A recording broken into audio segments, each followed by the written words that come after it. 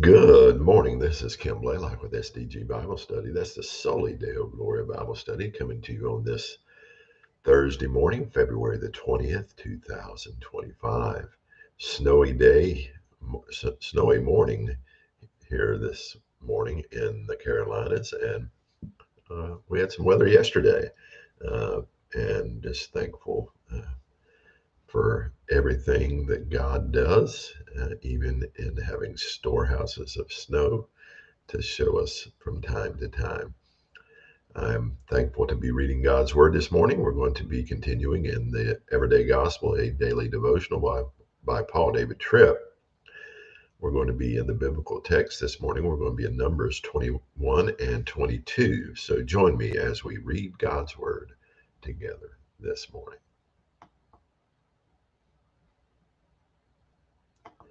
Numbers chapter 21. Then the Canaanite, the king of Arad, who lived in the Negev, heard that Israel was coming by the way of Atharim. And he fought against Israel and took some of them captive. So Israel made a vow to Yahweh and said, if you indeed give this people into my hand, then I will devote their cities to destruction. Then Yahweh heard the voice of Israel and gave the Canaanites over. So they devoted them and their cities to destruction. Thus the name of the place was called Hormah. Then they set out from Mount Or by the way to the Red Sea to go around the land of Edom. And the people became impatient on the way. And the people spoke against God and against Moses. Why have you brought us up out of Egypt to die in the wilderness? For there is no food and no water, and we loathe this miserable food. So Yahweh sent fiery serpents among the people, and they bit the people so that many people of Israel died. Then the people came to Moses and said, we have sinned because we have spoken against Yahweh and against you. Pray to Yahweh that he may remove the serpents from us. And Moses prayed for the people. Then Yahweh said to Moses, make a fiery serpent and set it on a standard, and it will be that everyone who is bitten and looks at it will live. And Moses made a bronze serpent and set it on the standard. And it happened that if a serpent bit any man, when he looked to the bronze serpent, he lived. Then the sons of Israel set out and camped in Oboth. Then they set out from Oboth and camped at Abarim in the wilderness, which is opposite Moab, east toward the sunrise. From there they set out and camped at Wadi Zered. From there they set out and camped on the other side of the Arnon, which is in the wilderness that comes out of the border of the Amorites. For the Arnon is the border of Moab, between Moab and the Amorites. Therefore it is said in the book of the wars of Yahweh, Wahib and Suphah, and the wadis of the Arnon, and the slope of the wadis that extends to the site of Ar and leans to the border of Moab. And from there they continued to Beer. That is the well where Yahweh said to Moses, assemble the people that I may give them water. Then Israel sang this song, spring up, O well, sing to it. The well which the leaders dug, which the nobles of the people carved out with the scepter and with their staffs. And from the wilderness they continued to Madinah, and from Madinah to Nahalil, and from Nahalil to Bamoth, and from Bamoth to the valley that is in the land of Moab at the top of Pisgah, which overlooks the wasteland. Then Israel sent messengers to Sihon, king of the Amorites, saying, let me pass through your land. We will not turn off into field or vineyard. We will not drink water from wells. We will go by the king's highway until we have passed through your border. But Sihon would not allow Israel to pass through his border. So Sihon gathered all his people and went out to meet Israel in the wilderness and came to Jahaz and fought against Israel. Then Israel struck him with the edge of the sword and took possession of his land from the Arnon to the Jabbok, as far as the sons of Ammon. For the border of the sons of Ammon was Jazer. And Israel took all these cities, and Israel lived in all the cities of the Amorites in Heshbon and in all her towns. For Heshbon was the city of Sihon, king of the Amorites. Now it was he who had fought against the former king of Moab and had taken all his land out of his hand as far as the Arnon. Therefore, those who use Proverbs say, come to Heshbon, let it be built, so let the city of Sion be established. For a fire went forth from Heshbon, a flame from the town of Sion. It devoured Ar of Moab, the dominant heights of the Arnon. Woe to you, O Moab! You perish, O people of Chemosh. He has given his sons as fugitives and his daughters into captivity to an Amorite king, Sihon. But we have cast them down. Heshbon perishes as far as Dibon, and we have made desolate even to Nophah, which reaches to Medeba. Thus Israel lived in the land of the Amorites. And Moses sent to spy out Jazer, and they captured its towns and dispossessed the Amorites who were there. Then they turned and went up by the way of Bashan. And Og, the king of Bashan, went out to meet them, and he and all his people for battle at Idri. But Yahweh said to Moses, do not fear him, for I have given him into your hand, and all his people and his land. And you shall do to him as you did to Sihon, the king of the Amorites, who lived at Heshbon. So they struck down him and his sons and all his people, until there was no survivor remaining for him, and they possessed his land. Now to chapter 22.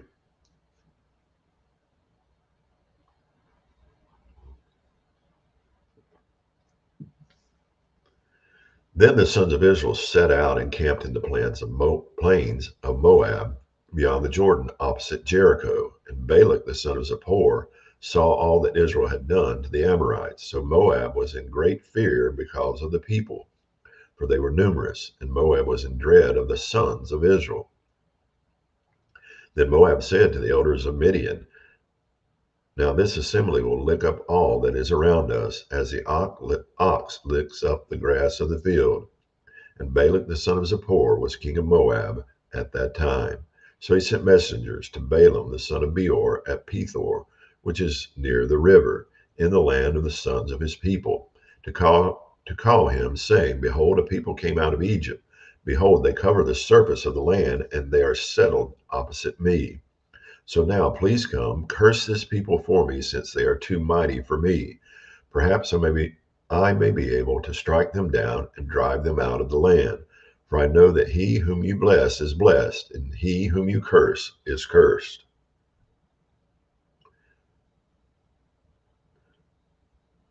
So the elders of Moab and the elders of Midian went away with the fees for divination in their hand, and they came to Balaam and spoke Balak's words to him. And he said to them, spend the night here, and I will bring word back to you as Yahweh may speak to me. And the leaders of Moab stayed with Balaam. Then God came to Balaam and said, who are these men with you? And Balaam said to God, Balak the son of Zippor, king of Moab, has sent word to me. Behold, there's a people who came out of Egypt, and they cover the surface of the land. Now come, curse them for me. Perhaps I may be able to fight against them and drive them out. And God said to Balaam, do not go with them. You shall not curse the people, for they are blessed. So Balaam arose in the morning and said to Balak's leaders, go back to your land, for Yahweh has refused to allow me to go with you. And the leaders of Moab arose and came to Balak and said, Balaam refused to go with us.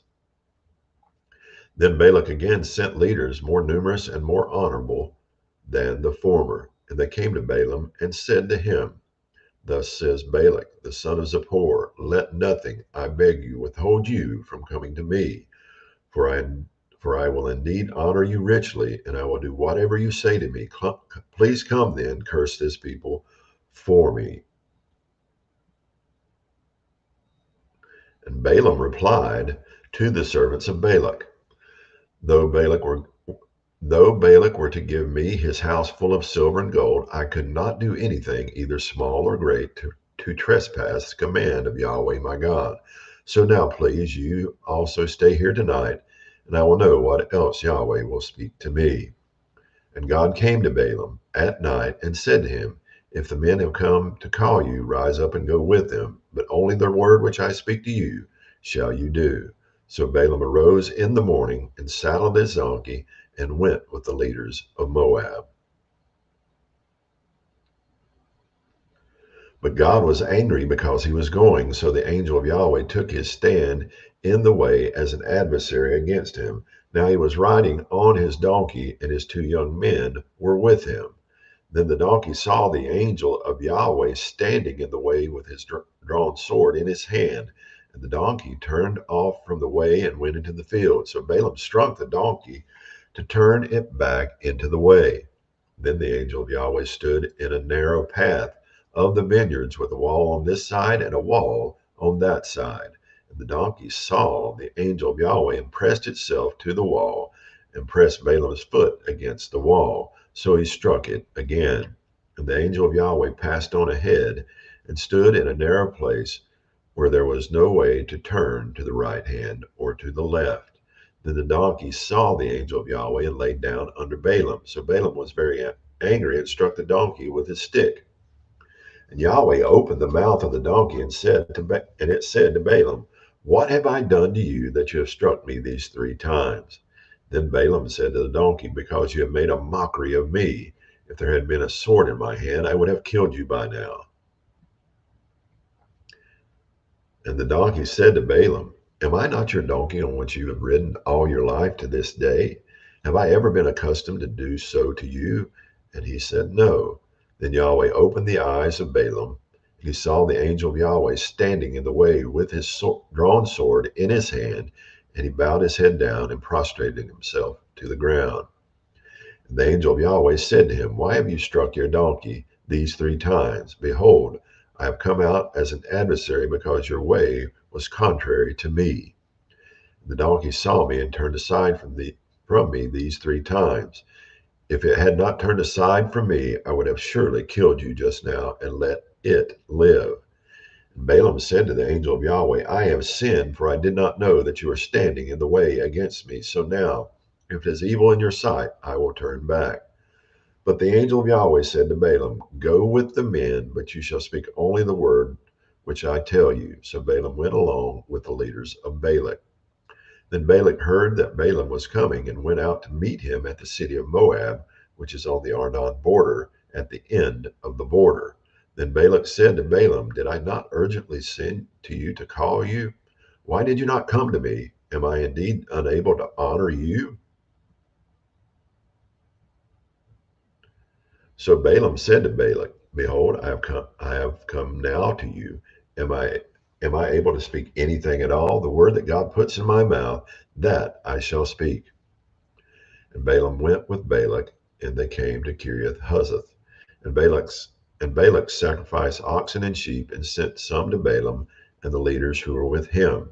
Then it happened in the morning that Balak took Balaam and brought him up to the high places of Baal, and he saw from there the end of the camp of the people. That's going to conclude our reading from the biblical text. Now, our devotional reading.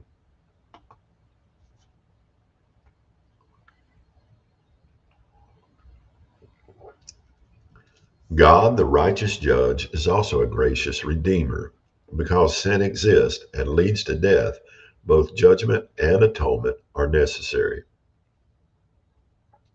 You would not want to live in a city where there was no law, no punishment for crime, and no restoration for the criminal. Life in such a city would be dangerous and unbearable. In the same way, you and I should be thankful that God is a perfectly holy judge who hates sin in all of its forms. You and I should be thankful that sin has consequences and penalties. You and I should be thankful that the one who sits on the throne of the universe takes sin seriously and is angry with sin every day. If God were to turn his back and let sin reign on the earth, we would have no hope. At the same time, you and I should never stop celebrating that because God is who he is. He not only judges sin, but also extends grace for sinners. This is the overarching plot of the biblical story: sin, judgment, and atonement. That plot plays out in brief form in Numbers chapter 21, verses 4 through 9. The people of Israel attacked the very character of God, his goodness, his faithfulness, and his commitment to provide. They said they hated what They said they hated where God had led them and loathed what he had provided. There is no way that a holy God who loved his children could have turned his back on this rebellion. So God sent deadly serpents among his people. The serpents were both a discipline and a warning.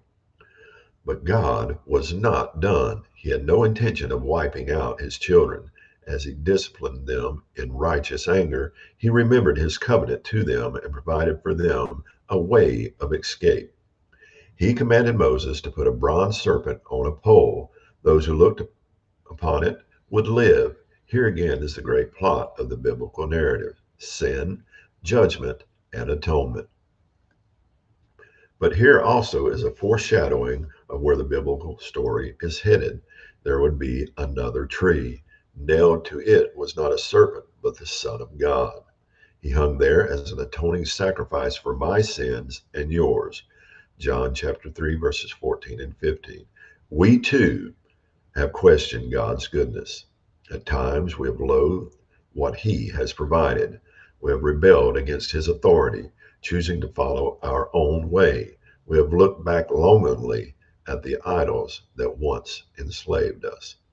We deserved God's judgment, but he met us at that tree outside the city walls.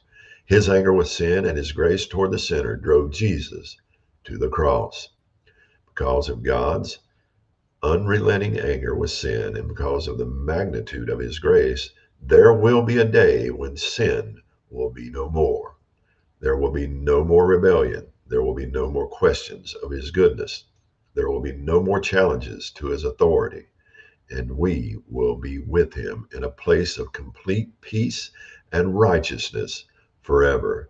God takes sin seriously, and because he does, we have hope now and for all of eternity. Let's read Psalms 96, verses 10 through 13. Say among the nations, Yahweh reigns. Indeed, the world is established. It will not be shaken. He will render justice to the peoples with equity. Let the heavens be glad and let the earth rejoice. Let the sea roar as well as its fullness. Let the field exult and all that is in it. Then all the trees of the forest will sing for joy before Yahweh, for he is coming. For he is coming to judge the earth. He will judge the world in righteousness and the peoples in his faithfulness. So thankful for this reading this morning and the fact that God indeed does hate sin. He will punish it, and the punishment is death. But the beautiful thing is he is also a kind and compassionate and loving God who provides a way of escape from his judgment. Sin, judgment, and atonement. So thankful for the atoning work of Jesus Christ, who stands in our place before a holy and righteous God. So blessed this morning for that. I hope you enjoy this day ahead. I hope you give God glory because of his atoning work. Soli Deo Gloria.